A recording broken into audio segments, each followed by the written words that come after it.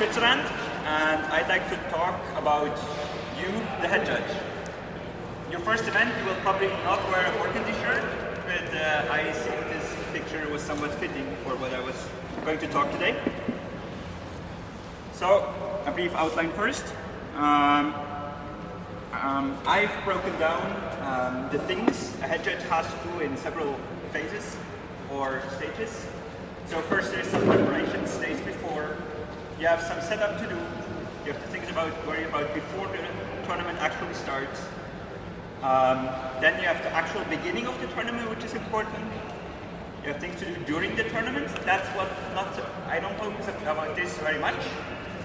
And then things at the end and after the tournament. Then there are two other things. I'd like to talk about some common challenges I personally had during my first tournaments, or I have seen other judges struggle with. And last but not least, I would also leave some room for questions you might have about your upcoming tournaments you have. Maybe just very quick, who has, or let's go there first. So what kind of tournament are we talking about?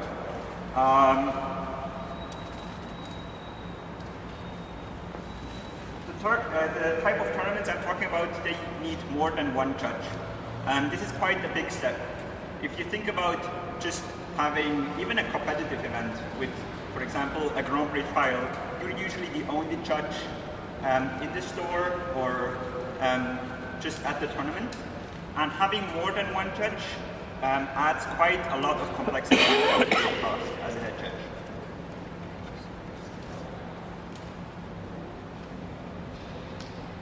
Then we have about 50 to 150 players. This can vary quite a lot, also in the region. For example, a 150 player PTQ in Switzerland, not going to happen soon. A 50 player PTQ in the US, also not going to happen soon. Okay. Then mostly competitive. I say mostly. Things I'm talking here, they might also apply to regular events if they're big. For example, if you have huge pre-releases or other tournaments that are just not run on competitive, but they're fit in this category with more than one judge and this number of players. Things that I talk here, they also apply. And these two kind of tournaments, they're typically head judge by another judge. So concrete or more concrete, what I'm talking about, these are really big Grand Prix trials.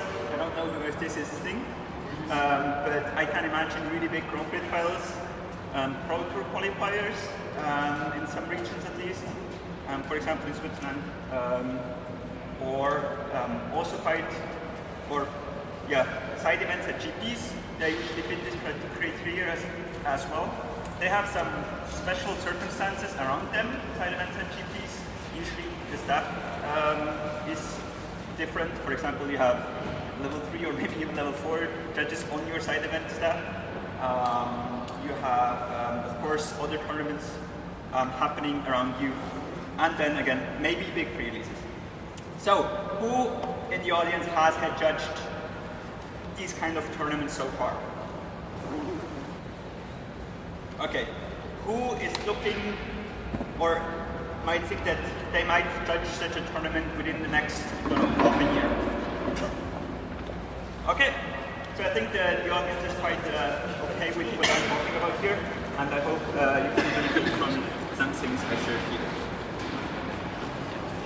Okay, so preparation. Preparation depends on you personally, when you start to prepare. There are people that start to prepare weeks before. There are people that start preparing hours before. Usually I say some days before. Usually I personally want to have the important things settled at least a week before the tournament. So, what I usually start with is questions. Format and structure, that should be obvious. But you need to know starting time, the venue. Those are things that you will usually get from the TO, as well as a player estimate. This gives you some sort of idea about the scope of the tournament. In the range of 50 to 150 players, that's still quite a wide range, and you will probably approach the tournament different if you have 50 players as when you have 150 players. And then, more importantly, is the staff. Maybe you are involved in the staffing of the tournament. Maybe you will just given a certain staff and you have to work with this staff. In any way, you have to think about how you want to organize the staff. So how many people, how many judges do you have? Usually, it's also quite interesting, who have you worked with? This might influence how you assign jobs. If you haven't worked with any of them, this is a bit more tricky as if you have, if you know some of the judges of your staff already. And then, of course, if assuming you know them or you at least have other sources that can tell you, it's also quite important that you know how experienced your staff is. Because you can go different about the tournament if your staff is very experienced. You can leave more room for improvisation, for example, if you know your staff is really experienced. Or you can, but you have to plan more, I would say, if your staff is not that experienced.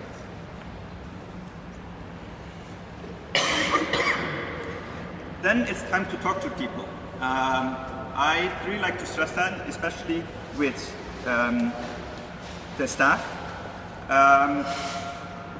Usually, I contact before of the at least a week before my staff and the TO. I think it's quite important to talk to both of them early enough so that they know you. They know how to work with. Especially if it's a TO you haven't worked with before. I also recommend making contact with the TO very early on in the process.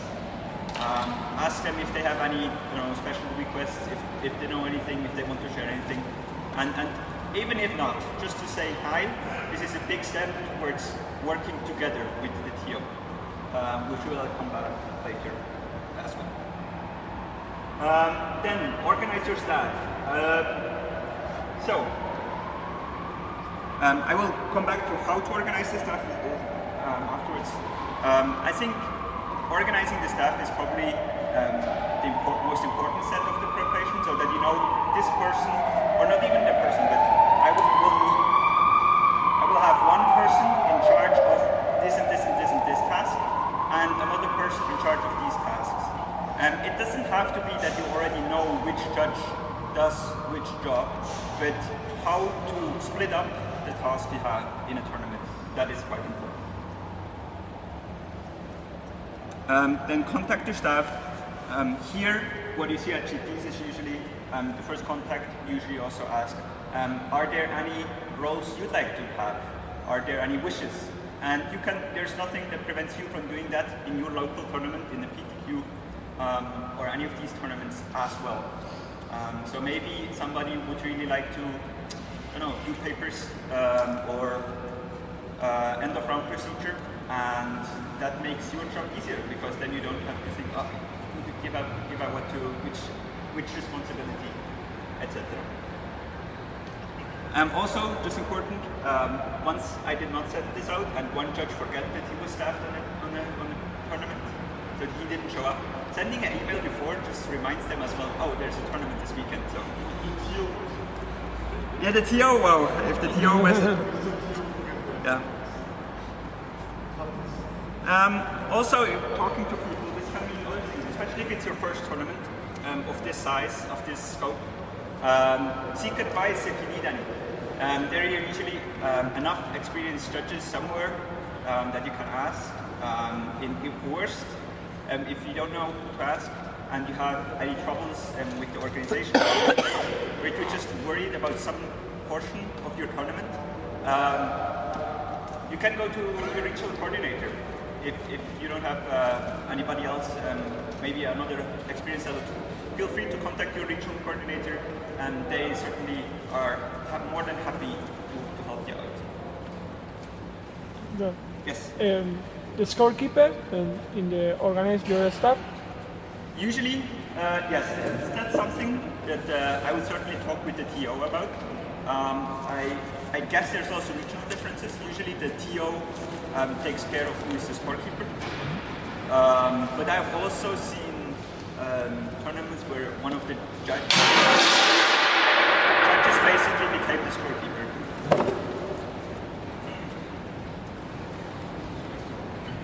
Now, as I said, a bit more details on the organizations. So I was talking about the tasks you have. Usually, so when you look at the GP schedule, you see a re-emerging pattern all the time. You have some papers team, you have some floor teams, etc., etc. What do you think? What are the teams? So you don't have this amount of staff, obviously, for this kind of tournament. But what do you think? What kind of responsibilities do you need to take care of when organizing your staff? Not all of them are equally important, and you certainly don't need as many teams as a GP. How would you do that?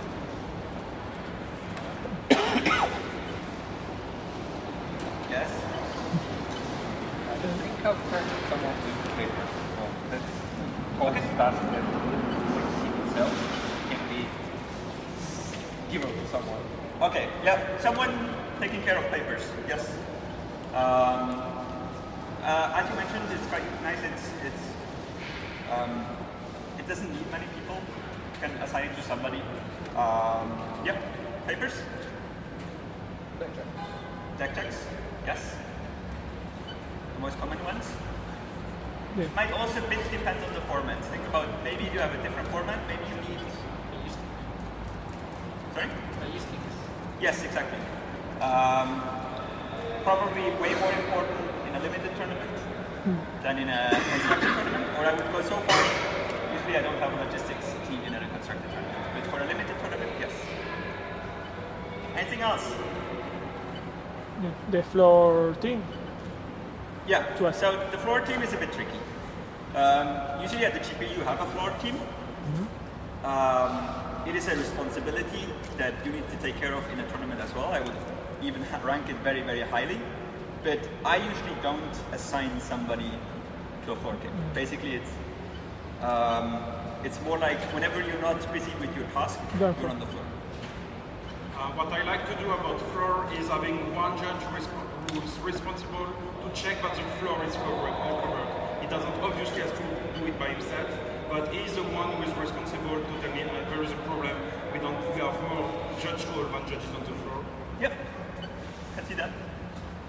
I think that's pretty much. I think I've broken it down a bit more just for the paper. I also separated it with slips, the result slips.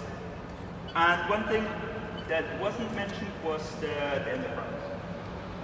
The end of round, sometimes you have, it's not a team itself, but similar to what Emil said about the floor, I usually assign the responsibility to someone. He will not do it alone, obviously, but it is one person that is responsible for the end of round procedure, either for certain rounds or for the end. Now, these are the tasks.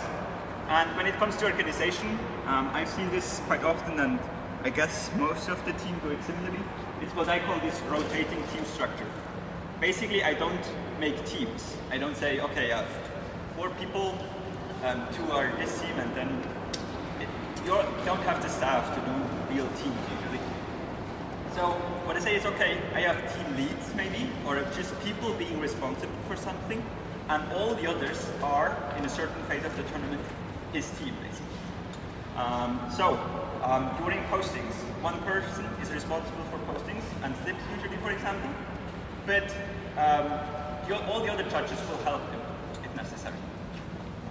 So they're basically, for the first couple of minutes of the round, they're all the papers team. Same goes with end of round. Deck checks usually also have one person responsible for deck checks. And okay, you grab another person from my staff to do the deck checks every round, for example. So that's what I call this rotating team structure, because you're basically on different teams during the whole tournament. Yes, exactly. So what you need to do there is only assigning responsibility and the resources. So that the resources part also shifted a bit. For example, I used to have a complete deck checks team. We say, okay, 2 or even 3 people doing deck checks. Now, with the shifts coming first from GPs, but now also going down to the PTQs, for example, where we don't need all this content as soon as possible anymore. The resources part might have changed during the past couple of weeks or months. Especially if you, as the head judge, have some GP experience, for example, or you might be the most experienced judge on staff, you might have a clear picture of all what these tasks mean. Say, okay, you do have end of round, and you do papers, and you do deck checks. But keep in mind that your staff might not be as experienced, and they might not have the same understanding of what these tasks mean. So the thing is, or maybe they have some sort of understanding, but not the same as yours. And that's where the most dangerous part comes in. If they don't know what end of round procedure is, then they will hopefully just ask and you can explain to them.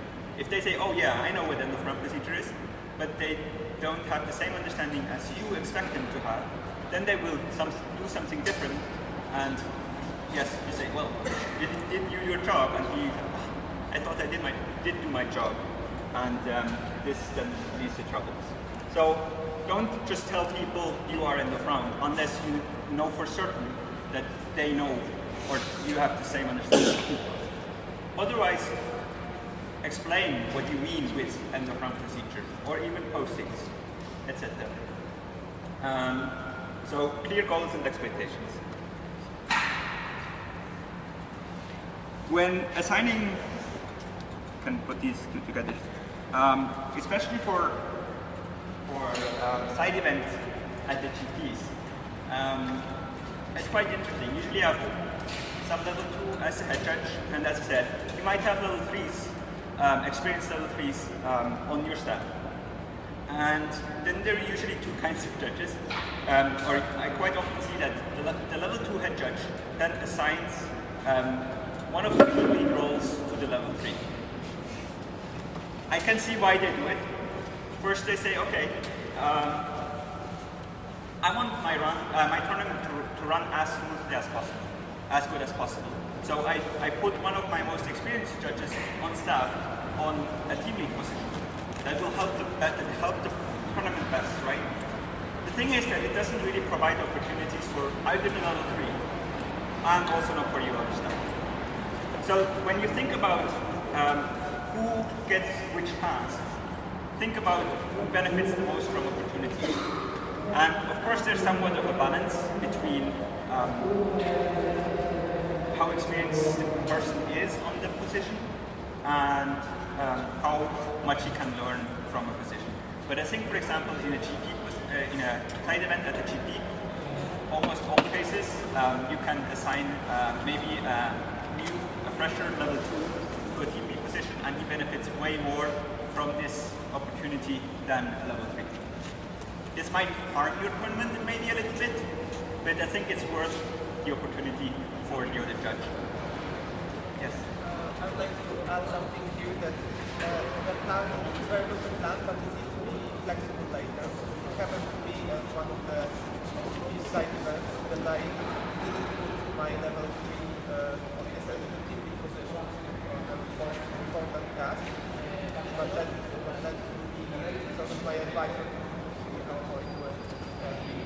And the event turned out to be huge and had very understaffed, and it was a mistake. I didn't see at the moment that I should immediately change it to move at the tournament. But you should keep in mind that your plan is important, but don't be entirely something later. Yeah, I certainly second that. I think especially for the GP side events, as I said, there is somewhat special case. There are usually having way more players is one factor. What happens way more often is actually that your staff changes. So suddenly one of the public events lead says, oh, I need this one judge. But I sent the team lead role for this one judge, but maybe he has to leave or something like that. So the GP side events are usually quite special. Basically what happens with the staffing of GP, on side event GP, is that when you need the most judges, because your tournament starts and everybody is buzzing, your site event manager will try to take some of them. And when you don't need more judges because there are less players, he will come and say, do you want 3 more judges? And you will have to take them.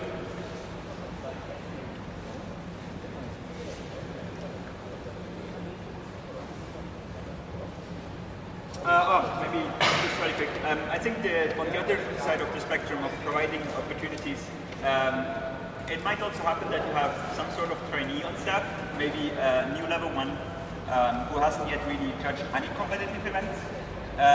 Usually it's quite important that when you have some sort of organization that you think about who will take care of this trainee during the day. Maybe it's yourself that has mainly mentoring capabilities for this. Maybe you assign another experienced judge on staff to this trainee. But it's like the other side of this spectrum. And then the last point, when you think about organization, also think about breaks early. You don't have to figure them out in detail already in the tournament. You can also think about this during the tournament itself, but think about, okay, here do I have the major breaks, for example, or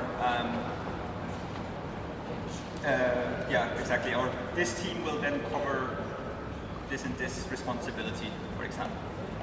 So think about breaks early, otherwise they might get forgotten. Okay, so now we're prepared. We come to the menu, and we have like 30 to 60 minutes prior to the start. Usually you already have some pauses. So 60 minutes is hopefully on the big spectrum, or not happening that much, otherwise it's going to be boring. But setup. The first thing I think about is, okay, what are common questions the players might have that are now pouring in? And because you're the head judge, they will probably ask you, and you should be able to prepare to answer those questions. And these questions are usually quite trivial, and so I try to find the answer soon. This is, where are the restrooms? What is the price structure? Talk with the TO. What are the prices? Maybe he also wants some help on how to do the price structure. Maybe he's also not that experienced, so he seeks your advice. Where should the players put their results? Do you collect them? Do you have a results box in front of the scorekeeper? And one really common question at my events at least is always that the players ask for a break, which I just say, no, there's no break. We will just make the 8 rounds of Swiss, and I hope you get something to eat between the rounds, but there will not be specific breaks. But this might be different, different ones. The deck leaks. The player asks about the deck leaks. That's a good point, yeah. Usually I ask about when do I have to hand in the deck list, and then say, oh, we will collect it. But players might not know that. Yes? Where can I get food? Sorry? Where can I get any food? Yes, exactly. Comes together with the breaks. Breaks. Also very common, is there still time to smoke a cigarette? Then what you want to think about is the room layout. And I will come to the specifics of that in the next slide, and then the judge briefing. So the room layout. Tables, of course. How many tables do we have? How many players can we fit? How do we stake the table numbers? Do we stake them at all? Where does it make sense that we have the highest? That's usually the most. So usually there are 2 interesting areas of the table numbers. This is the top tables and the last tables. The top tables are those that you want to keep an eye on, especially during the later phase of the tournament. So they should be accessible. Those might also be the tables where most likely you have the most spectators. So they should not block anything, and there should be some room around it. And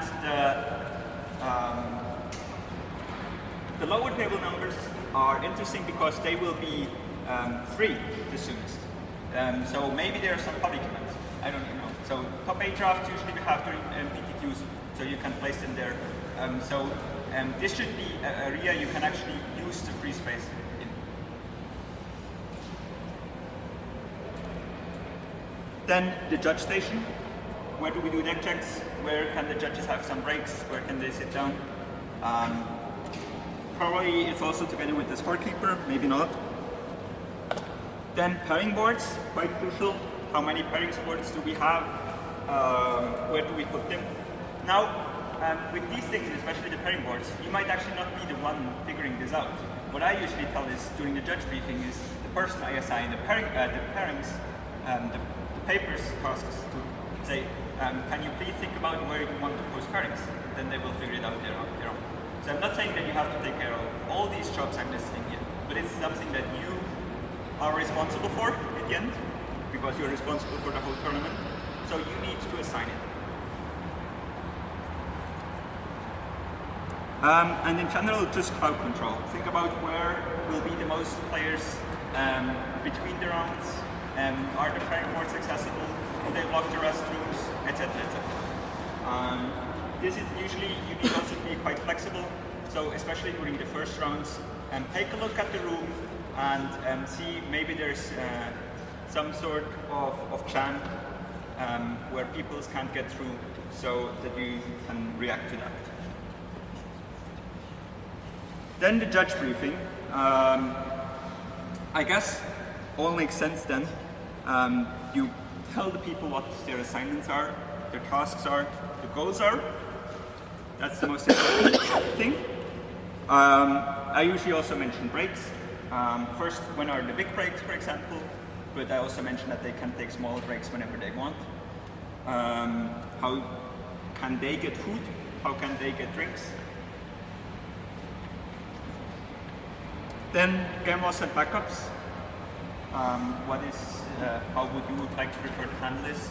Do they all have to go through you as a head judge, or do you maybe have somebody that you trust enough or that you want to free up some space as well?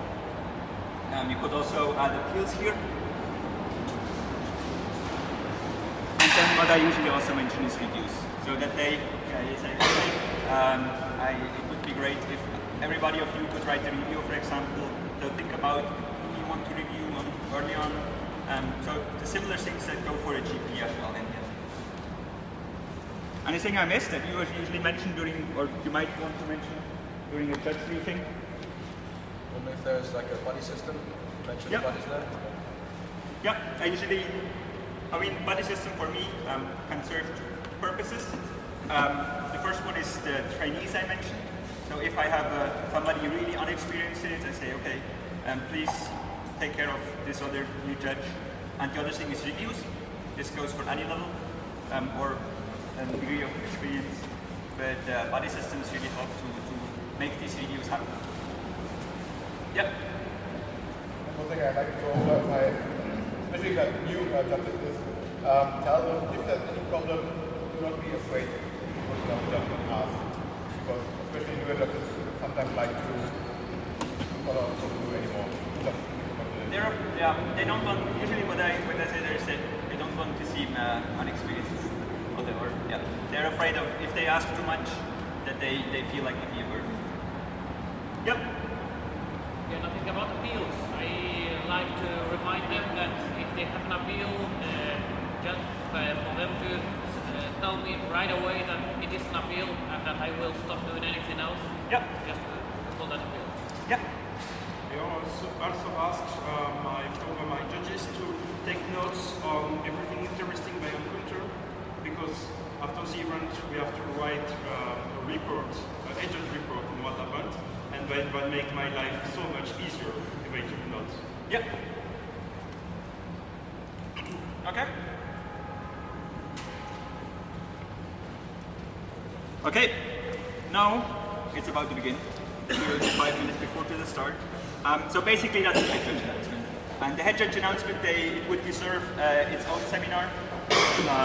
So I will just very briefly go through the announcement. There is also quite a lot of articles and materials out there. What I usually don't see that often, but I think it's important, is that you limit yourself to the necessary things.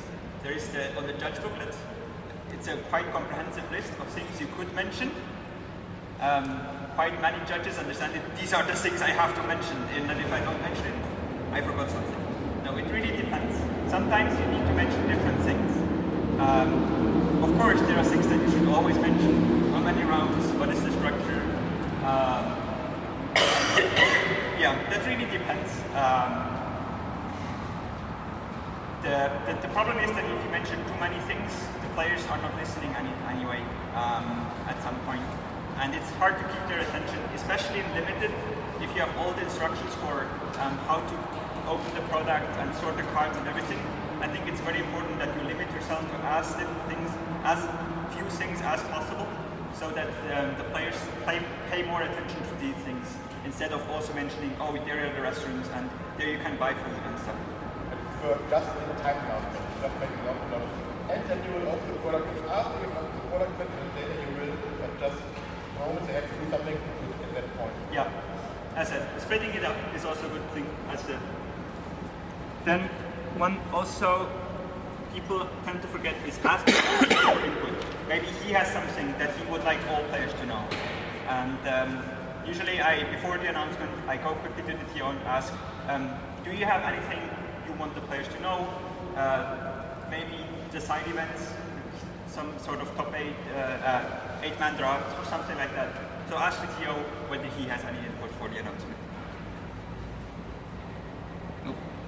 And yeah, last but not least, if people are nervous about the judge announcement, I can understand that. I was there too. Most importantly, I think practice it. You can practice it before you make it, like 5 minutes before. Usually you have time to go quickly through the announcement in your head, or even loud if you have some sort of room space available where you can practice it, or at least the day before. That will go a huge step towards calming your nerves. You mentioned limited. If you have an important announcement to make it limited, do it before distributing the products, because once Magic players get their bundle products, they will not listen to anything. Yes, probably. That is true. One more thing. Think about which languages you're going to do the announcement in. Because, for example, Berlin we offer many German players, and we of course do them in German, but we also often have Polish players, so we also do the announcement usually in English. So it's also Yeah, that's a good point. I quite neglected that. In Switzerland, for example, we always do everything in English, although nobody speaks English as the native language. But with the French and the German and the Italian players, you have to do it in English. So, as I said, I don't focus on what happens during the tournaments. And during the tournaments, it's probably business as usual, right? You might get some appeals. When you have your team structure, you organized everything very well. You're basically bored. So at the end of the tournament comes, and after the last round, there are a couple of things that are special for you as a head judge. First of all, please end the tournament properly. Say goodbye to the players. You have a head judge announcement. You start the tournament. Also make sure that you have some sort of end announcement. Just like, I post the final standings, thank you all for coming, I hope you have a nice day. And have to have a clear start and a clear end. I think that's quite important okay. Then maybe some playoffs at the PTQ. Get them to start as soon as possible because they will drag on. So maybe a small break between the last Swiss round and the top 8, but try to start them as soon as possible.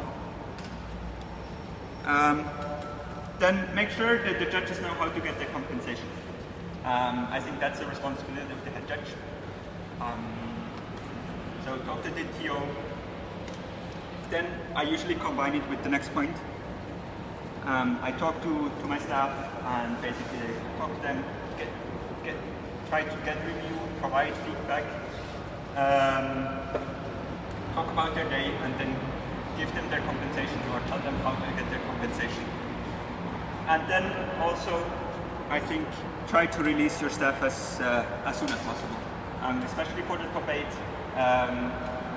What I usually do is I basically assign somebody for the top 8 and try to do talks with the others, and then release those, or ask them to quickly sit for the rest. And so basically just release as many judges as soon as possible, so they can get home, especially with the bigger and bigger PTQs. Getting them home in timely fashion is quite valuable. and you're the head judge. You will be the one that closes down the venue. So, but you don't need 5 judges for the last match. Then there are also a couple of tasks after the tournament.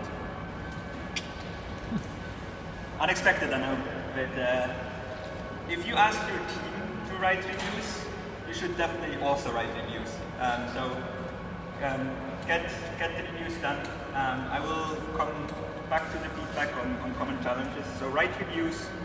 Then there's usually also some other paper, or there might be some other paperwork. So also a thing that you are now is now your responsibility as a head judge. Get the paperwork done if there is any, also in a timely fashion. And then Emilia also already mentioned it. IB, you have a head judge report to write. So in our region, it's more or less recommended, or heavily recommended, that if you get a PDQ head judge, you have to write a head judge report afterwards for the regional community. If you don't write the head judge report, there's another thing I recommend, especially if it's your first big tournament. Think about how this tournament went, and think about what you would do better the next time. Because probably you will do a lot of little mistakes. I should have done that. So try to write them down so that you know them the next time you will be the head judge. Maybe in a self-review, in a formal self-review in the judge center, maybe just in a informal one that you keep to yourself, that's also fine. So, common challenges, I have done wrong, or I've seen others doing wrong as well. I think the most you are familiar with. So first of all, people that are nervous, I am quite a control freak, so the way I know to fight nervousness is prepare a hell of a lot. I can quickly show you afterwards what I usually prepare for a tournament, especially in the beginning. I usually have Excel lists and checklists and written down head judge announcements for the first couple of tournaments, all the things. I used to do the same, but this is like driving. Once you get used to where the gears are and how do you have to brake and how do you have to turn, you internalize everything. And you don't have to write it for every single event. It helps a hell of a lot to do these when you're starting head judging events. And at some point it's like, just go and do it, correct? Yep. I guess, yeah, at some point, I mean, first you will do the schedules and you will stick to the schedules. Then you will do the schedules and you will not stick to the schedules and still everything goes okay. And as a last step, you maybe not do the schedules but for me, even if I have, for example, I had last year, the biggest tournament I had judged was the Star City Games Standard Open. That was quite a big step for me, especially in Switzerland. We don't have that big PTQs. The feedback I got from my staff was, wow, we have never seen so many Excel lists before. I'm not sure whether that was a good sign, but yeah, that's how I fight nervousness, and it works for me. If you can prepare anything, try to prepare the head judge announcement, I think. A good head judge announcement goes a long way for both the players and also the staff. So you can basically make a signal, you're the head judge of this event. It's unsecure head judge announcements are probably the first place where things can go wrong if players then don't think you are the right person to head judge this tournament, for example. So preparing the head judge announcement is probably the most valuable preparation I'd recommend. Then another trap I've seen some head judges fall into is that they distance themselves too much from their team. When they say, okay, now I'm the head judge, so I let the others do and I'm behind the stage, it's kind of the thing that you maybe see at GPs, but usually at these kind of events you don't have a stage. You are part of the team and you're also required to be part of the team. You are required to be on the floor usually, especially if the others are doing the deck checks and the others are still distributing slips. So don't distance yourself too much from the team, for the sake of the tournament itself, but also to keep in touch with the tournament, with the staff. The staff also includes other parties, the scorekeeper and the tournament organizer. They can both provide valuable input to know how your tournament actually goes. Maybe you think everything goes smooth as hell. The tournament organizer might not be happy with something, or the scorekeeper sees that the rounds are dragging on, or something like that. So try to get input from them so that you know how your tournament actually goes.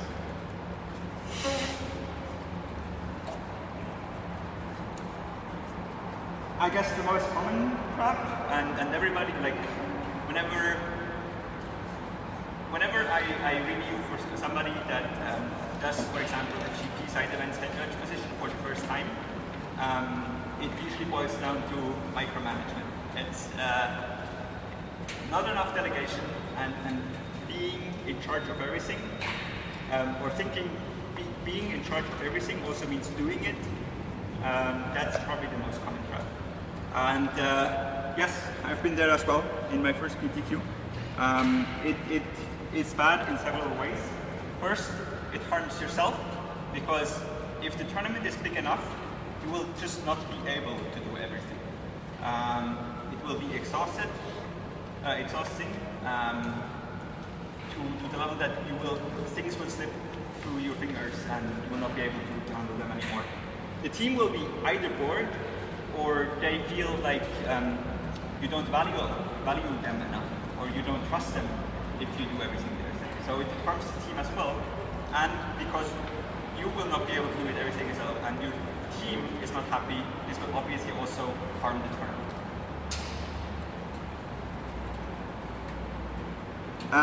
In the end, it's quite often a balance between trust and control. So usually, especially if I work with people I don't know, I say, okay, first I trust them. I trust them to get the job done, but I might control. So I give them the responsibility, and I look whether they're able to stand up to the responsibility, if they're able to do the job, and then first I control quite strict how they do it and do it the way I want it to get done, and then later on I say, okay, no, I trust them enough, I don't even need to control it anymore.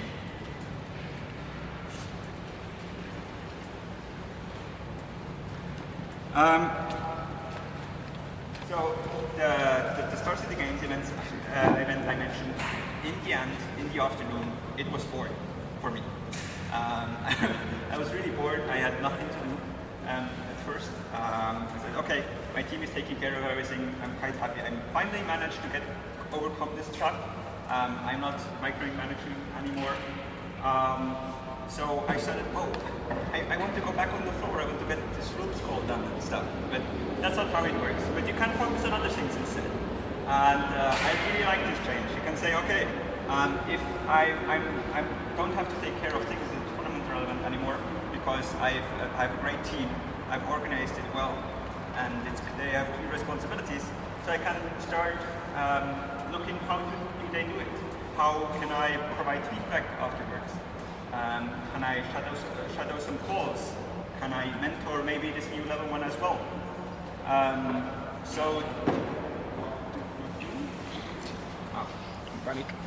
Panic.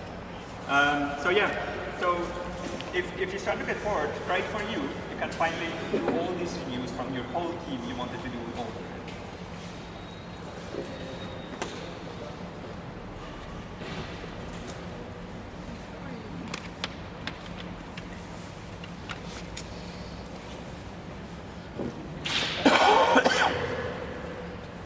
Okay, and then one thing I also struggled with in the beginning is that suddenly everybody was coming to me when they wanted something. People wanted to take, they wanted to argue about their hardness penalty and things like that.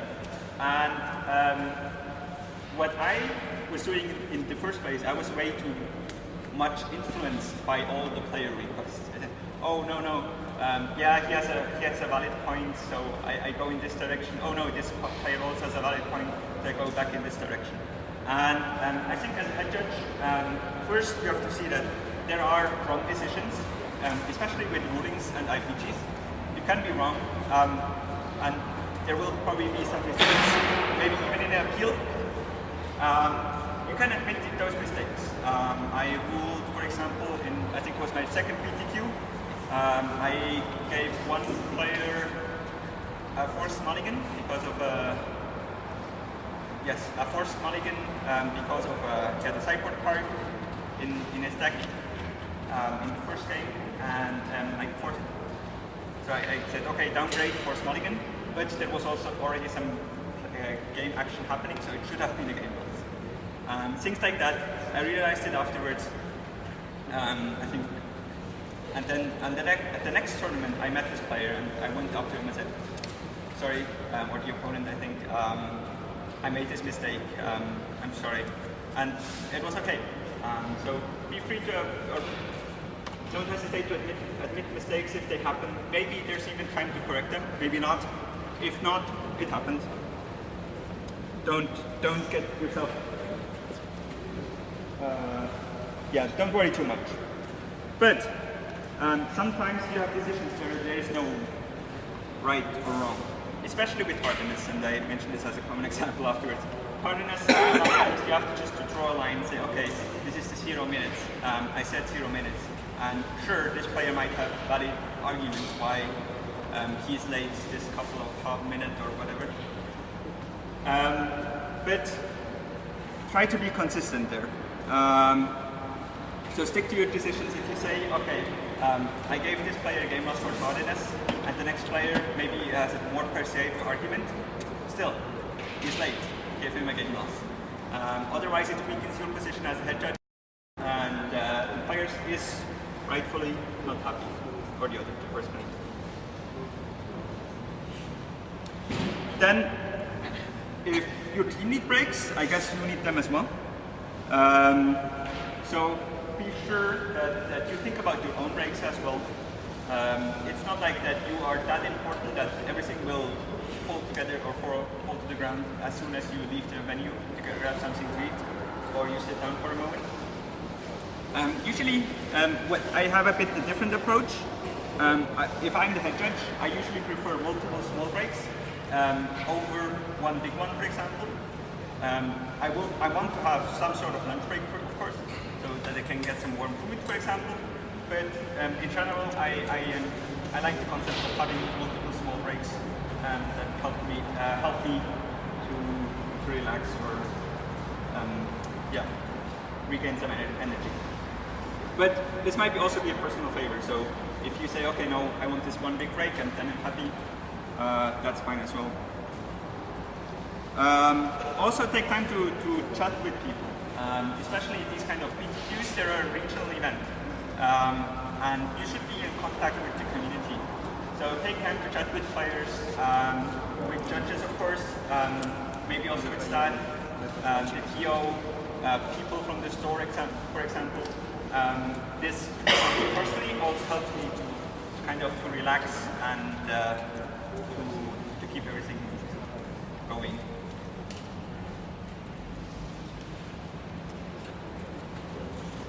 Then of course feedback. Especially if you usually in the first tournament, you might find it hard or you're too absorbed with the whole tournament that you are not able to provide enough feedback to your staff members. As I said, I think this will become better over time. Those on-site feedback and written reviews are very important. I think.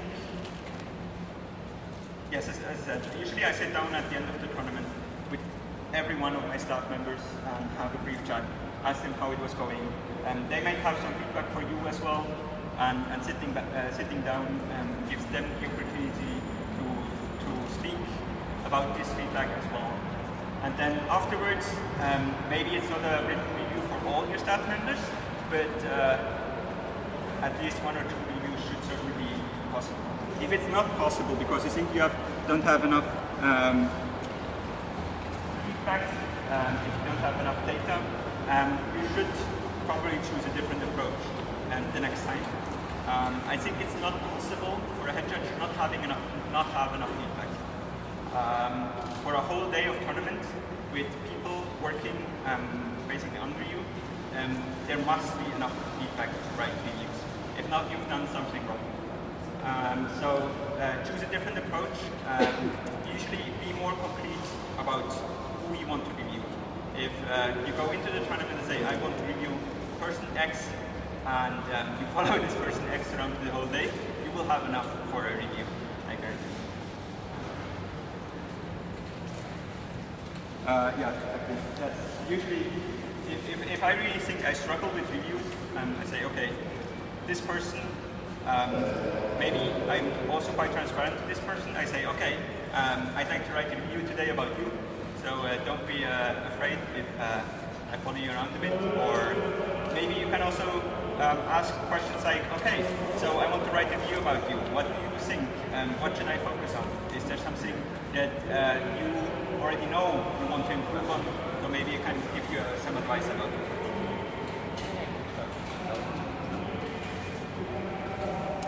Yes, I think that's it from my part. Now,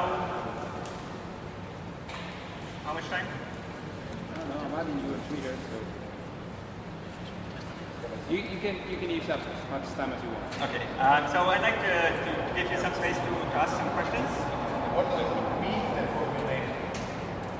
It's my middle name. Which is? Mito.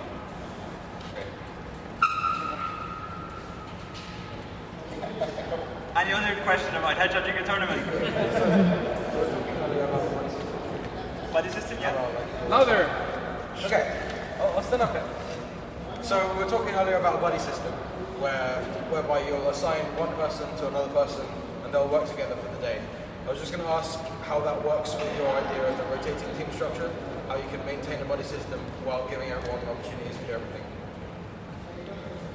As I said, rotating stream structure means that you will work, or usually almost the whole staff will be on one specific team during a specific point in the tournament. So they will work together, just on different tasks. Also, the most time of the tournament, you will be on the floor. And being on the floor, the buddy system works perfectly. Basically, it's designed for being on the floor. So I have never seen trouble having the buddy system and the rotating team structure. Although I must say, I usually don't assign specific buddies in these kind of tournaments. If you have like, 4 to 6 judges, those judges usually know each other as well.